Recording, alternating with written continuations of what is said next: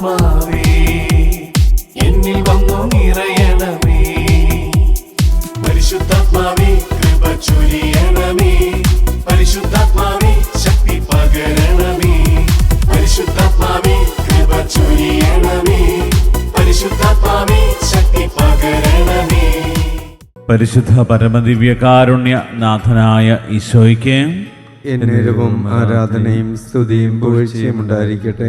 നിത്യസ്തുതിക്ക് യോഗ്യനായ പരിശുദ്ധ പരമദിവ്യകാരുണ്യ നാഥനായ ഈശോയ്ക്ക് എന്നേരവും ആരാധനയും സ്തുതിയും പുകഴ്ചയും ഉണ്ടായിരിക്കട്ടെ. സ്നേഹത്തോടെ ഈ അൾത്താരയിൽ നമ്മുടെ കൂടെയായിരിക്കുന്ന പരിശുദ്ധ പരമദിവ്യകാരുണ്യ നാഥനായ ഈശോയ്ക്ക് എന്നേരവും ആരാധനയും സ്തുതിയും പുകഴ്ചയും ഉണ്ടായിരിക്കട്ടെ. കരുണ്യവാനായ ഈശോയെ, ഈ കൃപയുടെ സമയം 3 മണി സമയം കുരിശിൽ ഞങ്ങൾക്ക് വേണ്ടി നിന്റെ ജീവൻ ബലി കഴിച്ച് ഞങ്ങളെ ഓരോരുത്തരെയും നിന്റെ വലിയ കരുണയാൽ വീണ്ടെടുത്ത സമയം. ഈശോയെ, നീ വാഗ്ദാനം ചെയ്തതുപോലെ ഈ മണിക്കൂറിൽ നിന്റെ പീഡാനുഭവങ്ങളെക്കുറിച്ച് ധ്യാനിച്ചുകൊണ്ട് നിന്റെ കരുണയിൽ ആശ്രയിക്കുന്ന ആരെയും ഞാൻ ഒരിക്കലും ഉപേക്ഷിക്കുകയില്ല. അവരാഗ്രഹിച്ച് പ്രാർത്ഥിക്കുന്നതെന്തും അവർക്ക് ഞാൻ സാധിച്ചു കൊടുക്കുമെന്ന് വാഗ്ദാനം ചെയ്ത കർത്താവേ, എൻ്റെ വാഗ്ദാനങ്ങളിൽ പൂർണ്ണമായും വിശ്വസിച്ചുകൊണ്ട് ഞങ്ങൾ നിന്നെ ആരാധിക്കുന്നു. ഞങ്ങളുടെ ജീവിതങ്ങളെ പൂർണ്ണമായി നിന്നിൽ അർപ്പിക്കുന്നു. കർത്താവേ, നിൻ്റെ കരുണയിലാണ് ഞങ്ങളുടെ രക്ഷ. നിൻ്റെ കരുണയിൽ ആശ്രയിച്ച് ജീവിക്കുമ്പോഴാണ് ഞങ്ങൾക്ക് സ്വർഗഭാഗ്യം നേടുവാൻ കഴിയുന്നത്. പാപികളും ബലഹീനരും ഒത്തിരിയേറെ കുറവുകളുമുള്ള ഞങ്ങൾ ഓരോരുത്തരും ഞങ്ങളെ കഴിവിൽ ആശ്രയിക്കാതെ കർത്താവെ അങ്ങിൽ ആശ്രയിക്കുന്നു. ഈ മണിക്കൂറിൻ്റെ എല്ലാ അനുഗ്രഹങ്ങളും ഒന്നു ചേർന്ന് നമുക്ക് ഏറ്റെടുത്തുകൊണ്ട് ഒന്നു ചേർന്ന് നമുക്ക് പ്രാർത്ഥിക്കാം. ഈശോയുടെ തിരുഹൃദയത്തിൽ നിന്ന് ഞങ്ങൾക്ക് കാരുണ്യ സ്രോതസ്സായി ഒഴുകിയിറങ്ങിയ തിരുരക്തമേ, തിരുജലമേ, ഞങ്ങളങ്ങിൽ ശരണപ്പെടുന്നു. ഈശോയുടെ തിരുഹൃദയത്തിൽ നിന്ന് ഞങ്ങൾക്ക് കാരുണ്യ സ്രോതസ്സായി ഒഴുകിയിറങ്ങിയ തിരുരക്തമേ, തിരുജലമേ, ഞങ്ങളങ്ങിൽ ശരണപ്പെടുന്നു. ഈശോയുടെ തിരുഹൃദയത്തിൽ നിന്ന് ഞങ്ങൾക്ക് കാരുണ്യ സ്രോതസ്സായി ഒഴുകിയിറങ്ങിയ തിരുരക്തമേ, തിരുജലമേ, ഞങ്ങളങ്ങിൽ ശരണപ്പെടുന്നു. ദിവ്യകാരുണ്യനാഥന്റെ സന്നിധിയിൽ നമ്മെ തന്നെ സമർപ്പിക്കാം. നമ്മൾ ഇന്നലെ ധ്യാനിച്ചതും ദൈവത്തിൻ്റെ കരുണയെക്കുറിച്ച് മനസ്സിലാക്കിയതുമായ കാര്യം യോഹന്നാന്റെ സുവിശേഷത്തിൽ 7-ാം അധ്യായത്തിൽ കാണുന്നു. വ്യഭിചാരത്തിൽ പിടിക്കപ്പെട്ട ഒരു സ്ത്രീ, അവളോട് ഈശോ കാണിച്ച വലിയ കരുണയാണ്. അപ്രകാരമാണ് ഈശോ അവളോട് പെരുമാറിയത്. ഇന്ന് വീണ്ടും നമ്മൾ ധ്യാനിക്കുക ലൂക്കായുടെ സുവിശേഷം 7-ാം അധ്യായത്തിൽ 36-ാമത്തെ വചനം മുതൽ നമ്മൾ കാണുന്നത് പാപിനിയായ ഒരു സ്ത്രീ ഈശോയുടെ പക്കലേക്ക് കടന്നു വരുന്നു. ഈശോയെ ഒരു വിരുന്നനായിട്ട് ശിമയോൻ വിളിച്ചിരിക്കുകയാണ് അവൻ്റെ ഭവനത്തിൽ. അവൻ്റെ ഭവനത്തിലേക്ക് ഈശോയെ വിളിച്ചു. ഇതൊരു വലിയ പ്രസ്റ്റീജിയസ് ആയിട്ടുള്ളൊരു കാര്യമായിട്ട് അവൻ കണക്കാക്കി. കാരണം അത്രമാത്രം ജനത്തിൻ്റെ ഇടയിൽ സുസമ്മതനായ ഈശോയെ എൻ്റെ ഭവനത്തിൽ വിളിച്ച് അവനൊരു നേരത്തെ ഭക്ഷണം കൊടുക്കുക എന്നുള്ളത് ഒരു വലിയ പ്രസ്റ്റീജിയസ് ആയിട്ടുള്ള കാര്യമായിട്ട് ശിമയോൻ കണ്ടിരുന്നു. അങ്ങനെ ഈശോയെ ഭവനത്തിലേക്ക് വിളിച്ചപ്പോൾ അവിടെ അവൻ്റെ ഭവനത്തിലേക്ക് ഈശോ അവിടെ വരുന്നുണ്ട് എന്ന് അറിഞ്ഞുകൊണ്ടൊരു പാപിനിയായ സ്ത്രീ ഈശോയുടെ അടുക്കലേക്ക് വരികയാണ്. ആരും അവളെ വിളിച്ചിട്ടൊന്നുമില്ല. അവൾ അറിഞ്ഞു ഈശോ അവിടെ വരുന്നുണ്ട്. കാരണം അവൾ പൂർണ്ണമായും മനസ്സിലാക്കിയ ഒരു കാര്യം, ഈശോ പാപികളെയും അതുപോലെ തന്നെ സമൂഹത്തിൽ അവഗണിക്കപ്പെട്ടവരെല്ലാം ചേർത്ത് പിടിക്കുകയും അവരുടെ കൂടെ നിൽക്കുന്നവനാണ് എന്ന് അവൾ മനസ്സിലാക്കി.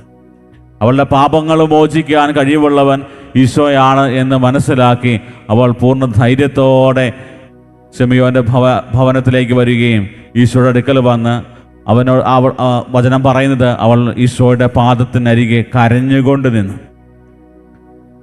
അവളുടെ അനുതാപത്തിൻ്റെ ആ ഒരു അവസ്ഥ മുഴുവനും നമുക്ക് കാണാൻ പറ്റും. അവളുടെ ജീവിതത്തിൽ അവൾക്ക് വന്നുപോയിട്ടുള്ള എല്ലാ പാകപ്പിഴകളും താളപ്പിഴകളും എല്ലാം അവൾ ഓർത്തെടുത്ത് കരഞ്ഞ് കർത്താവിന് മുമ്പിൽ അനുതാപത്തോടെ കർത്താവിന് മുമ്പിൽ മാപ്പപേക്ഷിക്കുകയാണ്.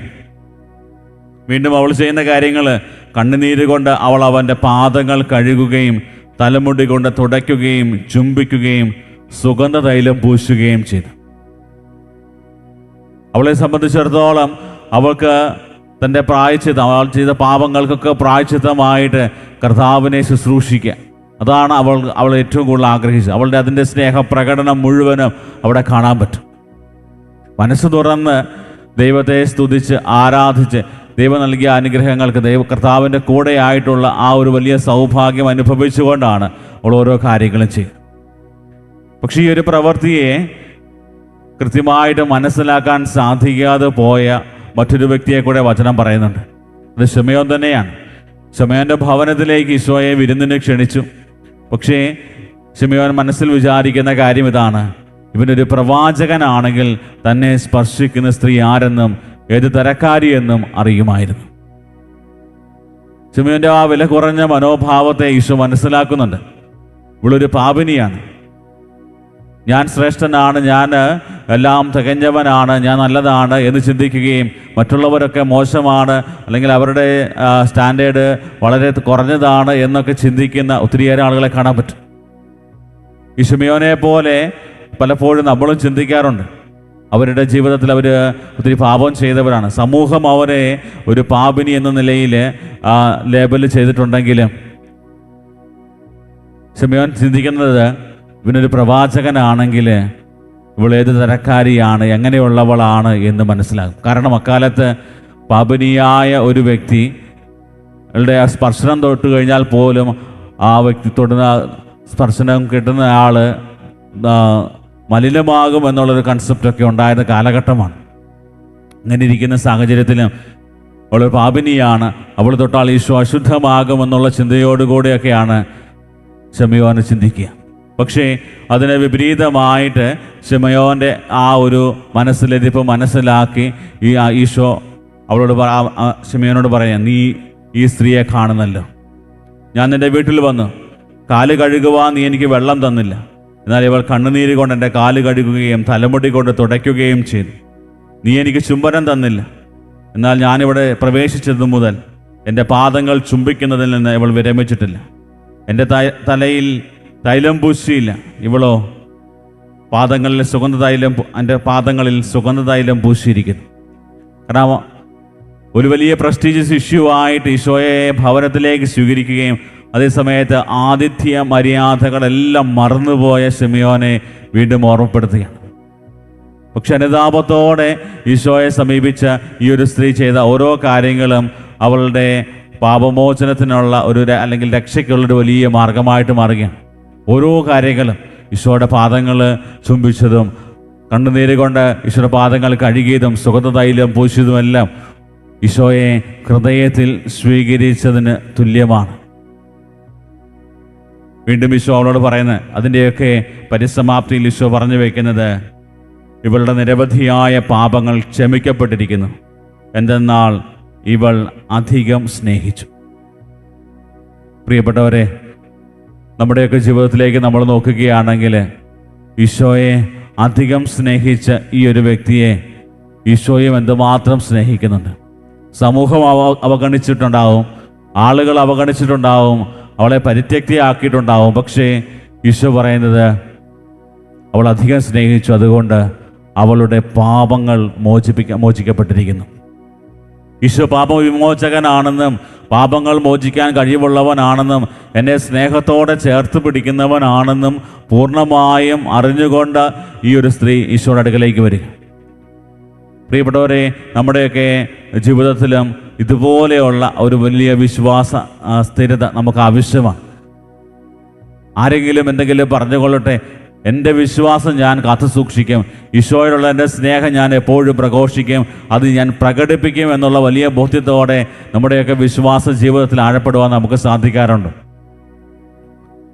അല്ലെങ്കിൽ ഈശോയെ വിരുന്നിന് വിളിച്ച വീട്ടിലേക്ക് ഈശോയെ സ്നേഹിക്കാൻ അല്ലെങ്കിൽ ഈശോയോടുള്ള തൻ്റെ ആ ഒരു സ്നേഹപ്രകടനങ്ങൾ കാണിക്കുവാനായിട്ട് ആ സ്ത്രീ കടന്നു വരണമെന്നുണ്ടെങ്കിൽ അത്രമാത്രം ധൈര്യം അവൾക്കുണ്ടായിരിക്കണം. തൻ്റെ വലിയ ബോധ്യങ്ങൾ അതിപ്പോൾ പൂർത്തിയാക്കുവാനായിട്ട് അവൾ പരിശ്രമിച്ചു. പ്രിയപ്പെട്ടവരെ, അതിന് അവൾക്ക് പ്രേരകമായത് അവൾക്ക് ഈശോയോടുള്ള സ്നേഹമാണ്. അതുകൊണ്ടാണ് ഈശോ പറഞ്ഞത്, അവൾ അധികം സ്നേഹിച്ചു, അതുകൊണ്ട് അവളുടെ പാപങ്ങൾ ക്ഷമിക്കപ്പെട്ടിരിക്കുന്നു. പ്രിയപ്പെട്ടവരെ, ഇന്ന് നമ്മളും ഈശോയെ അത്രമാത്രം ആഴത്തിൽ സ്നേഹിക്കാൻ തുടങ്ങുമ്പോൾ നമ്മുടെ പാപങ്ങൾ ഈശോ മോചിക്കും. കാരണം കാരുണ്യവാനായ ഈശോയിലാണ് നമ്മൾ ആശ്രയം വയ്ക്കുക.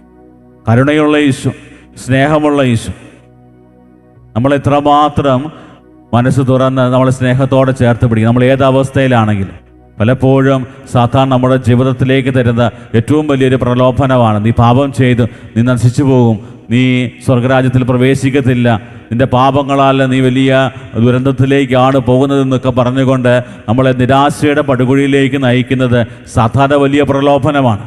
പ്രിയപ്പെട്ടവരെ, ഈശോ നമുക്ക് പറഞ്ഞു തരുന്നത്, മകനെ മകളെ, നിന്നെ കാരുണ്യപൂർവ്വം സ്വീകരിക്കുവാൻ ഞാനിതാ നിന്റെ കൂടെയുണ്ട്.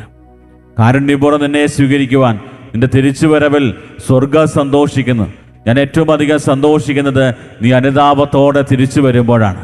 നിന്റെ പാപങ്ങൾ ക്ഷമിക്കാനിതാ ഞാൻ തയ്യാറായി നിന്റെ കൂടെയുണ്ട്. പ്രിയപ്പെട്ടവരെ, അപ്രകാരം നമ്മുടെയൊക്കെ ജീവിതത്തിലും മനസ്സ് തുറന്ന് ഈശോയെ സ്നേഹിക്കാനും നമ്മുടെ പാപങ്ങൾ ഏറ്റുപറഞ്ഞ അനുതാപത്തോടെ കർത്താവിൻ്റെ കാരുണ്യത്തിൽ ആശ്രയം വയ്ക്കുമ്പോൾ ദൈവം നമുക്ക് തരുന്ന ആ വലിയ പാപമോചനവും സന്തോഷവും ആത്മീയ ആനന്ദവും നമുക്ക് അനുഭവിക്കാനിടയാകും. ദിവ്യകാരുണ്യനാഥൻ്റെ സന്നിധിയിൽ നമ്മെ തന്നെ പൂർണ്ണമായി സമർപ്പിക്കാം. നമ്മുടെ എല്ലാ ആഗ്രഹങ്ങളും, നിയോഗങ്ങളും, പ്രാർത്ഥനകളും, കുടുംബത്തിൻ്റെ ആവശ്യങ്ങളും, വ്യക്തിപരമായ പ്രാർത്ഥനകളും എല്ലാം കർത്താവിൻ്റെ കരങ്ങളിലേക്ക് കൊടുക്കാം. നമ്മുടെ അവസ്ഥകൾ മനസ്സിലാക്കി നമ്മളെ സ്വീകരിക്കാൻ തയ്യാറായി നിൽക്കുന്ന ദൈവം ഇതായി അൾത്താരയിലുണ്ട്.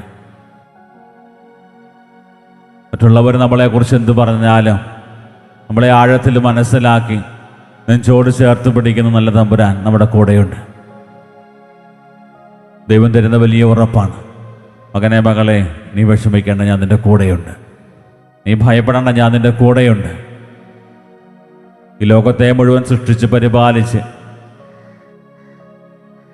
സ്നേഹിച്ച് കരുണ കാണിച്ച് നിൻ്റെ കൂടെ നടക്കുന്ന സർവശക്തനായ ദൈവമാണ് ഞാൻ.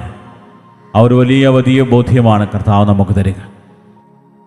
അതുകൊണ്ട് പൂർണ്ണമായും കർത്താവിൻ്റെ കാരുണ്യത്തിൽ ആശ്രയം വെച്ചുകൊണ്ട് നമുക്ക് നമ്മെ തന്നെ പൂർണ്ണമായ ദൈവകരങ്ങളിലേക്ക് സമർപ്പിക്കാം.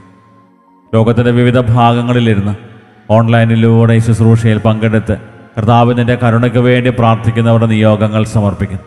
അവർ ജീവിതത്തിൽ അനുഭവിക്കുന്ന ബുദ്ധിമുട്ടുകൾ, പ്രയാസങ്ങൾ, തടസ്സങ്ങൾ, പാപത്തിൻ്റെ അവസ്ഥകൾ, പാപത്തിൽ നിന്ന് മാറി നിൽക്കുവാൻ അല്ലെങ്കിൽ പാപത്തെ സാഹചര്യങ്ങളെ ഉപേക്ഷിക്കുവാൻ പറ്റാതെ വരുന്ന ബുദ്ധിമുട്ടുകളും പ്രയാസങ്ങളും എല്ലാം കർത്താവിന് ഞങ്ങൾ സമർപ്പിക്കുന്നു. കർത്താവേ, ധീരതയോടെ നിൻ്റെ കാരുണ്യത്തിലേക്ക് നടന്നു വരുവാനും പാപത്തെയും പാപ സാഹചര്യങ്ങളെയും ഒക്കെ ഉപേക്ഷിച്ച് നിന്നുള്ള സ്നേഹത്തിൽ ജീവിക്കുവാൻ, നിന്നെ അധികം സ്നേഹിക്കുവാൻ കർത്താവെ എല്ലാവരെയും ഒരുക്കണമേ എന്ന് പ്രാർത്ഥിക്കുന്നു. ഈശോയെ, കഠിന പാപികളുടെ മാനസാന്തരത്തിന് വേണ്ടി പ്രാർത്ഥിക്കുന്നു. ഇതുവരെ അനുതാപമില്ലാതെ കർത്താവിൻ്റെ കരുണയെക്കുറിച്ച് അറിഞ്ഞിട്ടും അതിൽ ആശ്രയം വയ്ക്കാതിരിക്കുന്ന എല്ലാ മക്കളെയും കർത്താവിൻ്റെ കരങ്ങളിൽ സമർപ്പിക്കുന്നു. നമ്മുടെ എല്ലാ വ്യക്തിപരമായ പ്രാർത്ഥനകളും നിയോഗങ്ങളും ദിവ്യകാരുണ്യനാഥൻ്റെ സന്നിധിയിൽ സമർപ്പിച്ചുകൊണ്ട് താഴ്ന്ന സ്വരത്തിൽ ദൈവത്തെ സ്തുതിച്ച് കർത്താവെ, ഞങ്ങൾ അങ്ങിൽ ശരണപ്പെടുന്നു എന്നുള്ള പ്രാർത്ഥനയോടെ കർത്താവിൻ്റെ ആശീർവാദം നമുക്കിപ്പോൾ സ്വീകരിക്കാം.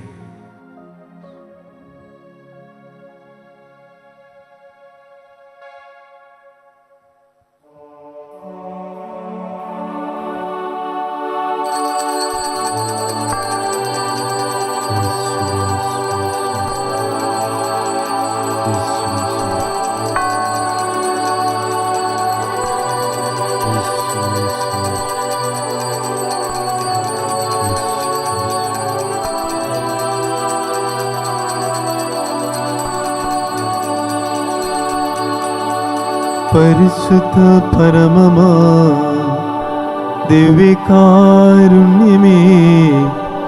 എന്നുമെന്നും അങ്ങേക്കാരാധന. പരിശുദ്ധ പരമമാ ദിവ്യകാരുണ്യമേ, എന്നുമെന്നും അങ്ങേക്കാരാധന. പരിശുദ്ധ പരമമാ ദിവ്യകാരുണ്യമേ, എന്നുമെന്നും അങ്ങേക്കാരാധന.